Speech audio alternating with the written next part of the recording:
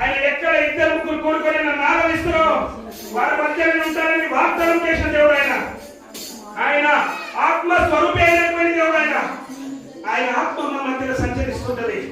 మన ప్రతి ఒక్కరిని చూసే దేవుడు దేవుని స్తోత్రానికి వందనాలు అయ్యా. ప్రతి ఒక్క బిడ్డను జ్ఞాపకం చేసుకోండి, ప్రతి ఒక్క బిడ్డను మీరు ముట్టండి, తాకండి, స్వస్థపరచండి, అద్భుత కార్యం చేయండి. స్తోత్రం మరి ప్రతి అవసరతను తీర్చండి, అక్షరం తీర్చుకోవడానికి మన దేవునికి స్తోత్రం. జ్ఞాపకం చేసుకో ప్రభా, ప్రతి ఒక్క బిడ్డను జ్ఞాపకం చేసుకోవాలని